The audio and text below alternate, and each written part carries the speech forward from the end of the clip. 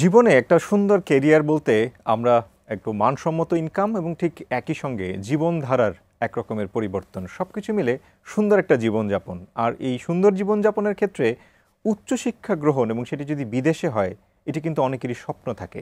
আর বিদেশে পড়তে গিয়ে অনেকে অনেক রকমের বিপত্তিতে পড়েন, আবার কেউ কেউ সগৌরবে দেশেও ফিরে আসেন চমৎকার কিছু ডিগ্রি নিয়ে। দর্শক, যারা বিদেশে পড়তে চান, উচ্চশিক্ষা গ্রহণ করতে চান, আপনাদের সহায়তাই আমাদের নিয়মিত আয়োজন মাইগ্রেশন স্টোরিতে আপনাদের সবাইকে স্বাগত জানাচ্ছি। আমি এস এম আব্দুল শাকুর।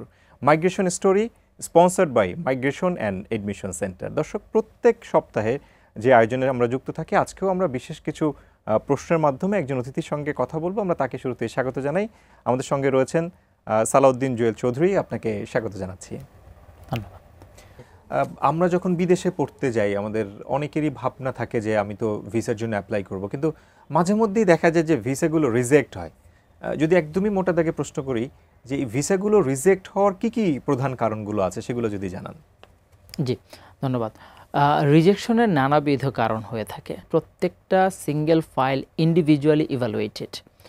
তো যখন দেখা যায় যে আমরা পূর্বে আমার আত্মীয় স্বজন বা বন্ধুবান্ধব কারো একটা ভিসা প্রসেসিংয়ের যে সিস্টেমটা সেটাকে ফলো করে আমরা আমাদেরটাও সাবমিট করে ফেলি, তখন এখানে ভুল হওয়ার সম্ভাবনা থেকে যায়। কি ভুল থাকে? কিছু ক্ষেত্রে দেখা যায় যে ইনফরমেশনের ল্যাকিংস থেকে যায়। আপনার ইয়েসের জায়গায় আমি বুঝি না বুঝে নো দিয়ে দিই, নোর জায়গায় ইয়েস দিয়ে দিই, সেখানে আমাদের একটা রিজেকশনের কারণ আসে। দ্বিতীয়ত, ভিসা অ্যাপ্লিকেশন ফর্মে আপনার প্যারেন্টসের নাম বা নিজের নাম, জন্ম তারিখ, কিছু জায়গায় থাকে যে ডিপেন্ডেন্টের নাম, জন্ম তারিখ দেওয়া লাগে, সেখানে আমি আমারটা দিয়ে দিলাম। আমারটা যেখানে দেওয়া লাগে সেখানে আমি ডিপেন্ডেন্টেরটা দিয়ে দিলাম। এই জাতীয় ভুলগুলোর জন্য হতে পারে। ফরজারি কোনো ডকুমেন্টসের জন্য হতে পারে। মিসলিডিং কোনো ইনফরমেশনের জন্য হতে পারে। হ্যাঁ, আপনার যেমন আমি শ্যাঙ্গেনের কথা যদি বলি, শ্যাঙ্গেন ভিসা অ্যাপ্লিকেশনে স্টুডেন্ট করেন বা অন্য যে কোনো ক্যাটাগরিতেই করেন, আপনার এই 29 countries they share the information between themselves. So আপনি স্পেনে একবার রিজেক্টেড ছিলেন পূর্বে, বা আপনার কোনো একটা সমস্যা আছে ইমিগ্রেশনে, আপনি এখন ফ্রান্সে অ্যাপ্লাই করতে যেয়ে আপনাকে বলা হয়েছে যে পূর্বে কোনো ইনফরমেশন ছিল কিনা বা রিজেকশন ছিল না কিনা, আপনি নো দিয়েছেন, তারা কিন্তু তাদের সার্ভার থেকে এটা বের করে নেবে। আচ্ছা, আবার লুকানোর কোনো সুযোগ নেই। আবার UK, Canada, US, Australia, New Zealand, এখানেও ইনফরমেশন শেয়ারিংয়ের একটা ব্যাপার আছে, ডেটা ইনফরমেশন শেয়ারিংয়ের একটা ব্যাপার আছে। সো তারা কালেক্ট করতে পারে ইনফরমেশনটা একজন আরেকজনের কাছ থেকে with your permission and consent. আপনি পারমিশন কনসেন্ট দিয়ে দিচ্ছেন ভিসা অ্যাপ্লিকেশন ফর্মে, আপনি জানেনও না, বিকজ আপনি সব টিক দিয়েছেন, এগ্রি করে যাচ্ছেন। সো এখানে আপনি পারমিশন দিয়ে দিয়েছেন যে তারা চাইলে আপনার ইনফরমেশনগুলো ওই থার্ড পার্টি কান্ট্রিগুলো থেকে কালেক্ট করতে পারবে। এখন আপনার ইউকে রিজেকশন আছে কিনা আপনাকে জিজ্ঞেস করা হচ্ছে যে do you have any rejection or refusal within last 10 years? আপনি বলছেন নো, বাস্তবে আপনার আছে, বা আপনি জানেনও না। হ্যাঁ, আপনার মায়ের নাম বা বাবার নামের স্পেলিং একটা, ডেট অফ বার্থ একটা, আপনার ভাই বোন আগে অ্যাপ্লিকেশনে মেনশন করে গেছে। এখন আপনি অ্যাপ্লিকেশনে আবার ওই বাবা মায়ের নাম এবং ডেট অফ বার্থ মেনশন করছেন, এবং আপনাকে জিজ্ঞেস করা হচ্ছে যে do you have any relative living in the UK? আপনি বলছেন নো। ওরা কিন্তু আপনার মা বাবার নাম, ডেট অফ বার্থ দিয়ে পেয়ে যাচ্ছে ডিটেলস যে এই বাবা মায়ের সন্তান পূর্বে অলরেডি ইউকেতে আছে, বাট সেকেন্ড ইনফরমেশনে সে এসে নো দিচ্ছে, মানে মিসলিডিং ইনফরমেশন। এরকম বিষয়গুলোর কারণে রিজেকশনগুলো বেশি, অসংখ্য এরকম কারণ থাকে। ভিসা রিজেক্ট হয়, আমরা আসলে হয়তো জানি না। নামের স্পেলিং এর ভুল থাকে, বাংলাদেশে কিন্তু অসংখ্য নামের স্পেলিং এ ভুল হয়। বাবা মার 3টা সন্তান, 3 জনের পাসপোর্টে বা সার্টিফিকেটে বাবা মার নাম 3 ভাবে লেখা। হ্যাঁ, আমার নাম আমার এসএসসিতে একভাবে লেখা, ব্যাচেলরে একভাবে লেখা, পাসপোর্টে একভাবে, এনআইডিতে আরেকভাবে লেখা, নাম কিন্তু একটা, স্পেলিং এ মিস্টেক। এগুলোর জন্য রিজেকশন আসে। আমরা একটা বিষয় নিয়ে যদি এখন চিন্তা করি যে আমি ভাবলাম যে আমি বিদেশে যাব, আমি ইন্টারভিউর প্রিপারেশন নিলাম, আর্থিক বিষয়টা কিন্তু একটা বড় অংশেই ম্যাটার করে। যদি স্কলারশিপ আমি প্রপারলি ম্যানেজ করতে পারি তাহলে একরকমের বিষয়, কিন্তু সবার পক্ষে তো আসলে স্কলারশিপ ম্যানেজ যেমন করা যায় না, ঠিক যে শিক্ষা প্রতিষ্ঠান আমাকে নিবে সে যদি সবাইকে স্কলারশিপ দিয়ে দেয় তারও তো আসলে সেই প্রতিষ্ঠান চালানো সহজ বা সম্ভব না। সেক্ষেত্রে কারো না কারো তো ফান্ডিং করতেই হবে। আমি যদি মধ্যবিত্তের কথা চিন্তা করি যে তারা যদি বিদেশের শিক্ষা গ্রহণটা করতে চায়, তাহলে ফাইন্যান্সিয়াল প্ল্যানিংটাই বা দেশে বসে তাদের ইনিশিয়াল স্টেজে কি হওয়া উচিত? এখন এই যে ফাইন্যান্সিয়াল বিষয়টা, আমি যেমন একাডেমিক্যাল বিষয়গুলো প্রস্তুতির জন্য বললাম যে ব্যাচেলরের জন্য একটা বাচ্চাকে পাঠাতে আপনার এইচএসসির আগে থেকেই প্রস্তুতি নেওয়া দরকার। ফাইন্যান্সিয়াল বিষয়টা ডিপেন্ড করছে তার প্যারেন্টসের উপর। এই যে ইন্ডিভিজুয়ালি আলাদা, হ্যাঁ, তার প্যারেন্টস কোনো কোনো প্যারেন্টসের কাছে অলরেডি অগাধ টাকা পয়সা আছে, তাদের প্রস্তুতির কোনো দরকারই নেই, অথবা সে ছোটবেলা থেকেই সন্তানের জন্য ওই ব্যবস্থাটা রেখেছে। যাদের নাকি অগাধ নেই তাদেরকে আরও 5 বছর 10 বছর আগে থেকে সঞ্চয় করা শুরু করতে হয়। হয়তো ব্যাংকগুলোতে সে অনেক ধরনের স্কিম আছে, স্কিমগুলো অবলম্বন করতে পারে, সে কোথাও কোনোভাবে সেভিংসের চিন্তা করতে পারে, একটা জমি আলাদা করে রেখে দিতে পারে যে আমার সন্তান পড়াশোনা করতে যাওয়ার সময় এই জমিটা থেকে আমার মনে হয় কোনো ফাইন্যান্সিয়াল ইনস্টিটিউশন কি স্টুডেন্ট লোনের কথাও অফার করতে দেখেছি, আমি জানি না ইন ডিটেইল সেটা আসলে কেমন, কিন্তু আমার প্রশ্নটা অন্য জায়গাতে। সেটা হচ্ছে আমরা যারা বিদেশে পড়াশোনা করতে যাই তাদের অনেক সময় একটা ধারণা থাকে যে আচ্ছা কিছু একটা অংশ দেশে মোটামুটি বিনিয়োগ করে গেলাম, বাকিটা বিদেশে গিয়ে আমি আয় করে সেই টাকা দিয়ে পড়বো।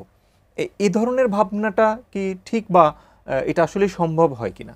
ওকে, প্রথম বিষয়টা হচ্ছে যে ফাইন্যান্সিয়াল ইনস্টিটিউশনগুলো বাংলাদেশে যে ফাইন্যান্সিয়াল সাপোর্ট দিচ্ছে আপনি বললেন, এটা অনেকাংশেই নেগেটিভ, অনেকাংশেই নেগেটিভ। বিকজ বাংলাদেশে এখনও ওরকম কোনো ব্যাংক বা ফাইন্যান্সিয়াল ইনস্টিটিউশন নেই যে আপনি বাইরে পড়াশোনা করতে যেতে চাচ্ছেন, আপনাকে 10-20 লক্ষ টাকা বা 30 লক্ষ টাকা লোন দিয়ে দিচ্ছে। হয় না, এটা দিচ্ছে না কোথাও।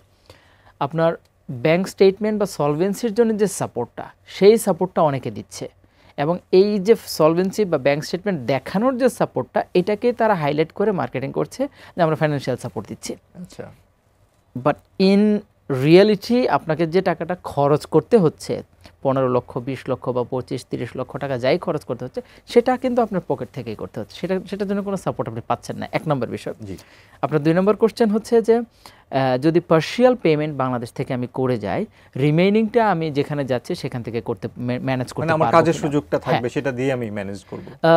এখানে প্রশ্নের উত্তর আসতে পারে এরকম যে আমরা মাস্টার্সের জন্য যদি যাই, সেই ক্ষেত্রে আমাদের টোটাল টিউশন ফি 1 বছরের, ম্যাক্স 2 বছরের। 2 বছরেরটা সেকেন্ড ইয়ারেটা খুব কম থাকে।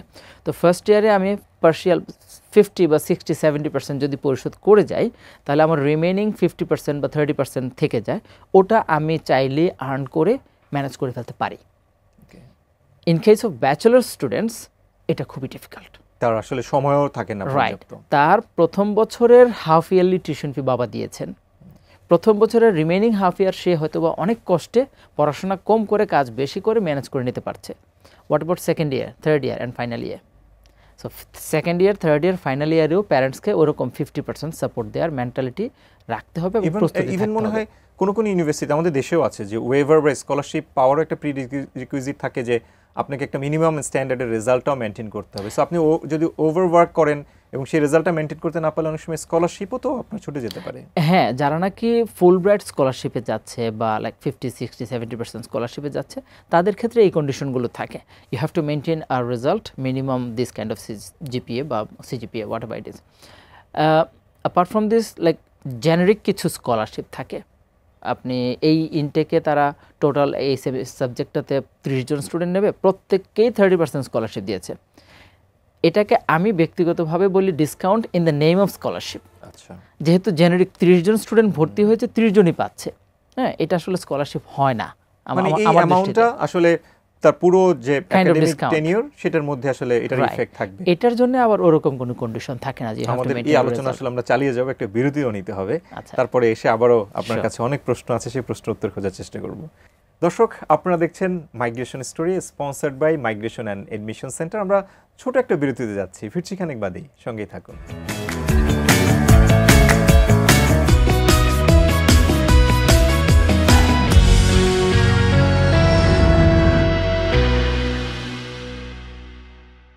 দর্শক, বিরতির পর আরও একবার স্বাগত জানাচ্ছি মাইগ্রেশন স্টোরিতে। আপনাদের সাথে আছি আমি এস এম আব্দুল শাকুর, আর এই পুরো প্রোগ্রামটি sponsored by migration and admission centre. আমরা বিরতিতে যাওয়ার আগে বেশ কিছু বিষয় নিয়ে আলাপ করেছি, আরও কিছু প্রশ্ন রয়েছে, সেগুলোর উত্তর খোঁজার চেষ্টা করি। আমার কাছে একটা দর্শকের প্রশ্ন আছে, আমি জানি না যে এটা কতটা রিলেভেন্ট হবে, কিন্তু তারপর আমার উত্তর খোঁজার চেষ্টা। সেটা হচ্ছে, সে বলছে যে আমার অনেক আগ্রহ, আমি বিদেশে পড়তে যেতে চাই, কিন্তু আমার ফ্যামিলি না রাজি হচ্ছে না। আমি আমার ফ্যামিলিকে কিভাবে রাজি করাবো? আপনারা যেহেতু ঠিক অনেকগুলো কেস নিয়ে, সফলতা নিয়ে, বিভিন্ন রকম ইস্যুগুলো নিয়ে কাজ করেন, এই ধরনের দর্শকের প্রশ্নের কোনো উত্তর আছে কিনা? এখানে স্ট্রেট কোনো অ্যান্সার হবে না, বাট এটা হচ্ছে, পুরো বিষয়টা হচ্ছে তার মোটিভেশন এবং কনভিন্সিং এবিলিটির উপর ডিপেন্ড করবে। যেহেতু তার প্যারেন্টস রাজি হচ্ছে না, নিশ্চয়ই তাদের কোনো না কোনো গ্রাউন্ড আছে। তাদের কাছে কোনো না কোনো লজিক আছে কেন তারা রাজি হচ্ছে না। একটা যদি হয়ে থাকে যে they are financially not capable enough, they are not strong enough to support you financially, এখানে আসলে কনভিন্স করার কিছুই নেই, বরং আমার উচিত হবে না আমার প্যারেন্টসকে ওরকম ট্রাবলে ফেলে দেয়া, তাদেরকে সাপোর্ট দিয়ে আমি আমার স্বপ্নটা এখন বাস্তবায়িত না করে আমার প্রস্তুতি নেওয়া উচিত হতে পারে। এবং লেটার এন্ডে আপনি যেটা বলছিলেন যে আমাদের আন্ডার গ্র্যাজুয়েটে এক ধরনের প্রিপারেশন, আমার তো পোস্ট গ্রেড করার অনেক রকমের স্কোপ আছে। বিদেশের শিক্ষা তো আমি অনেকগুলো ধাপে নিতে পারি, পিএইচডি তে যেতে পারি, পোস্ট ডক করতে যেতে পারি, এরকম বিষয় আছে। আমি বাংলাদেশে ব্যাচেলর করে নিলাম, বাবা মার যেহেতু বাবা মাকে আমি সাপোর্ট দিতে চাচ্ছি, আমি মাস্টার্সের জন্য স্কলারশিপের চিন্তা করলাম, বা মাস্টার্স আমি বাংলাদেশে করে নিলাম, আমি নিজেকে প্রস্তুত করলাম ব্যাচেলর মাস্টার্সের রেজাল্ট দিয়ে, আমার এক্সট্রা কারিকুলার ওয়ার্ক এক্সপিরিয়েন্স সব দিয়ে পিএইচডির জন্য আমি ফুল ফান্ডে যেতে পারি। তো আমার মা বাবাকে প্রেশার দিতে হচ্ছে না। বাট সামটাইমস ফাইন্যান্সিয়াল রিজন ছাড়া অন্যান্য রিজনও থাকে বাবা মায়ের, তাদের লজিকটা কি সেটা তাদের কাছ থেকে শোনা, বোঝা, তারপর আমার যে লজিকটা আছে বা আমার যে কনভিন্সিং ক্যাপাসিটিটা আছে সেটা নিয়ে তাদের সাথে ডিসকাস করা। Whoever wins he is the winner, decision, because প্রত্যেকের ডিসিশনগুলো আলাদা থাকে। রিলেটেড একটা প্রশ্ন আছে, আপনি যেহেতু এই বিদেশে পড়তে যাওয়ার ক্ষেত্রে আমাদের আর্থিক বিষয়গুলো ঘুরে ফিরে আসে এবং ওয়ার্ক লাইফ ব্যালেন্সের একটা বিষয় থাকে। যারা বিদেশে পড়তে চায় তারা অনেকেই চিন্তা করে যে আমি কম খরচ করে নিজেই আয় করে সেটা দিয়ে পড়ে যদি আমি দেশে ব্যাক করতে পারি অথবা সেখানে একটা অবস্থান করতে পারি, তাহলে হোয়াই নট। এখন প্রশ্ন হচ্ছে যে বিদেশে পড়ার ক্ষেত্রে যেহেতু আমার একটা এডিশনাল খরচ থাকে এবং সেটাকে আমি যদি আয় করে আবার তুলতে চাই এবং সেটার মাধ্যমে চলতে চাই, তাহলে আমার ওয়ার্ক লাইফ ব্যালেন্সের ইস্যুসটাও আসে। সো এক্ষেত্রে আপনারা সলিসিটর হিসেবে তো অনেক রকমের পরামর্শ দিয়ে থাকেন, তো কি মনে হয় যে ওয়ার্ক লাইফ ব্যালেন্স করা কি আসলে সবসময় সম্ভব হয়? এটা না, এটা হয় না, আমি একদম স্ট্রেট না বললাম। আপনি যখন পড়াশোনা করছেন, স্টুডেন্ট হিসেবে আছেন, আপনাকে পড়াশোনা মেনটেন করতে হচ্ছে, অ্যাসাইনমেন্টগুলো করতে হচ্ছে। বাংলাদেশের মতো আপনার এক পেজ পড়ার জন্য এক পেজ মুখস্থ করলে হয়ে যাচ্ছে না, ওখানে আপনাকে এক পেজ লেখার জন্যে অন্তত 50টা পেজ পড়তে হচ্ছে, রিসার্চ করতে হচ্ছে, অনেক বেশি নিজে থেকে আইডিয়া জেনারেট করতে হচ্ছে কীভাবে আপনি এটাকে উপস্থাপন করবেন।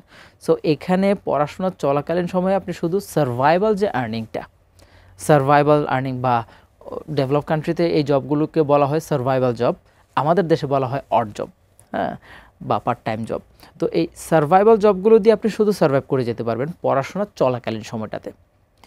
মজার বিষয় হচ্ছে যে প্রত্যেকটা কান্ট্রিতেই এখন ব্যাচেলর কমপ্লিট করা বা মাস্টার্স বা পিএইচডি কমপ্লিট করার পর, পড়াশোনা কমপ্লিট করার পর 1.5 থেকে 1.5 থেকে 3.5 বছর পর্যন্ত ওয়ার্ক পারমিট পাওয়া যায়।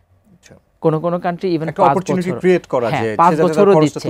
আপনি পড়াশোনা করেছেন, পড়াশোনা করার পর ওই কান্ট্রি আপনাকে অপরচুনিটি দিচ্ছে to find a job like equivalent to your education background. এবং এটার সময়টা ভালো, 18 মাস থেকে সামটাইমস 60 মান্থস, মানে 60 মাস পর্যন্ত বা 5 বছর পর্যন্ত সময় দিয়ে থাকে। তো এই সময়টাতে কিন্তু আপনি ফুল টাইম কাজের পারমিশন পাচ্ছেন। এবার আপনি অড জব করবেন নাকি ভালো জব করবেন, হোয়াইট কলার জব করবেন, অফিসিয়াল জব করবেন, সেটা আপনার স্কিলের উপর ডিপেন্ড করছে। আমি একটা উদাহরণ যদি দেই, আজকে সকালেও আমার পূর্বের একটা স্টুডেন্ট যে কিনা ইউএসএর জন হপকিন্স ইউনিভার্সিটিতে গিয়েছে। জন হপকিন্স তো ইউনিভার্সিটি ইউএসএর ক্ষেত্রে অনেক টপ র্যাঙ্কিং একটা ইউনিভার্সিটি। বাচ্চাটা ব্র্যাক ইউনিভার্সিটি বাংলাদেশের স্টুডেন্ট ছিল। ওর পড়াশোনা ছিল আপনার বায়োটেকনোলজির উপর। তো বায়োটেকনোলজি পড়াশোনা করে ব্যাচেলর কমপ্লিট করার পর বাংলাদেশে সে কাইন্ড অফ হতাশ হয়ে যাচ্ছিল যে কি করবে, এটাতে এই সাবজেক্টে বাংলাদেশে এই সাবজেক্টের কর্মক্ষেত্র নেই। ম্যাক্সিমাম সে কি হতে পারে, একটা ভার্সিটির লেকচারার হতে পারে, তার বেশি না।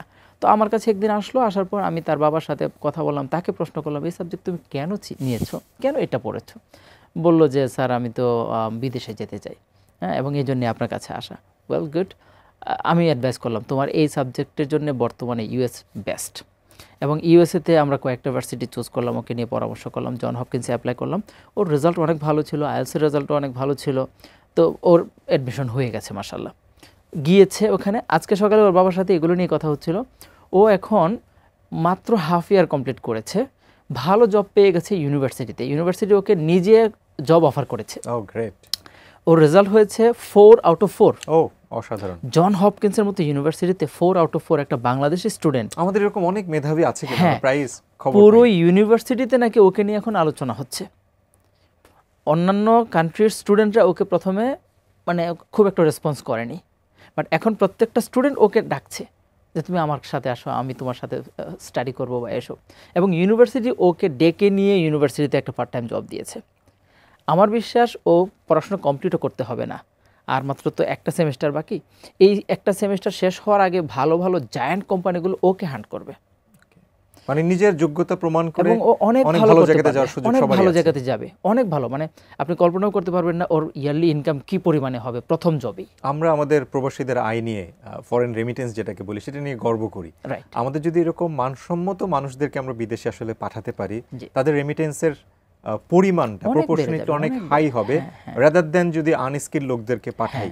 হ্যাঁ। আনস্কিল লোকটাও যাবে, সেটা নিয়ে আমাদের কোনো আপত্তি নাই, কিন্তু মানসম্মত এরকম মানুষরা যদি বিদেশে যান, তাহলে Right. আমরা আয়ের ক্ষেত্রে বাংলাদেশকে অন্য একটা হাইটে নিয়ে যেতে পারবো। আমরা অনুষ্ঠানের শেষের দিকে অনেক রকমেরই প্রশ্ন থাকে, সেগুলো হয়তো উত্তর খোঁজার সুযোগ থাকে না। আমরা প্রায় বলি যে কিছু কথা তোলা থাক আগামীর জন্য, কিন্তু এই সময়েও আমরা কিছু উত্তর বা কিছু মতামত আপনার কাছে চাওয়ার চেষ্টা করব। যে তরুণ যে প্রজন্ম, যে প্রজন্মের মধ্যে অনেক রকমের হতাশা আছে, হতাশা না থাকার কোনো কারণ নেই, পৃথিবী তো তার হাতের মুঠোয়, কিন্তু এদেশে হয়তো সে ওই সুবিধাটা করে উঠতে পারছে না। আবার দেশকেও তার কন্ট্রিবিউট করার আছে, ঠিক ফ্যামিলিতেও কন্ট্রিবিউট করার আছে।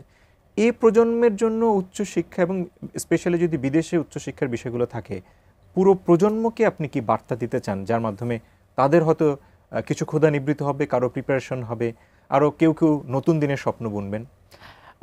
প্রথমত হচ্ছে যে প্রজন্মকে আমি আমার পক্ষ থেকে যা অ্যাডভাইস দেই সেটা তারা তো হয়তো বা নেওয়ার চেষ্টা করবে, হয়তো নেবে না। প্রজন্ম কি চাচ্ছে সেটা হচ্ছে বড় জিনিস। আমি যেহেতু প্রতিদিন অসংখ্য ছেলে মেয়েদের সাথে কথা বলি, তাদের গার্ডিয়ানদের সাথে কথা বলি, তাদের মোটিভটা বুঝতে পারি আমি। বর্তমান যে প্রজন্মের অবস্থান, কেন জানি ভেরি হাই রেশিও এই দেশ থেকে সামহাও অন্য কোথাও পড়াশোনা করতে চলে যাওয়া এবং যে ফিরে না আসা, এই ফিরে না আসাটা আমাদের ভবিষ্যতের জন্য অনেক বড় হুমকির ব্যাপার। সো প্রজন্মের প্রতি যদি আমার ব্যক্তিগতভাবে কোনো দাবি থেকে থাকে, এটা কোনো উপদেশ না, কোনো পরামর্শ না, এটা আমার একটা দাবি যে বাবা তোমরা পড়াশোনা করতে যাও, বিভিন্ন দেশে যাও, বড় বড় দেশগুলোতে যাও, পড়াশোনা করো, 4 বছর 5 বছর বা 8 বছর 10 বছর পড়াশোনা করো, স্কিল ডেভেলপ করো, তারপর যদি ভালো বাসো দেশটাকে, দেশে ফিরে আসো। এবং স্কোপ তৈরি করে ফিরে আসতে হবে। এমন মানুষরা ফিরে আসলে তার স্কোপ নেই কাজ করার, তার চেয়ে ওই স্কোপটাকে তৈরি করা, দেশে ফিরে এসে আমরা আমাদের ওই আলটিমেট জায়গাতে যেতে চাই। এবং তার ওই স্কোপটা কিন্তু তাকেই প্রস্তুত করতে হবে, তাকেই প্রস্তুত করতে হবে। আমাদের এই প্রত্যাশা রেখে বা এই স্বপ্ন রেখেই আমাদের আজকের আয়োজন থামাতে হচ্ছে। আমাদেরকে সময় দেওয়ার জন্য আপনাকে অনেক অনেক বেশি ধন্যবাদ জানাচ্ছি। আপনাদেরকেও ধন্যবাদ অসংখ্য। দর্শক, গল্প আর আড্ডায় মাইগ্রেশন স্টোরি আজকের মতো বিদায় নিতে হচ্ছে।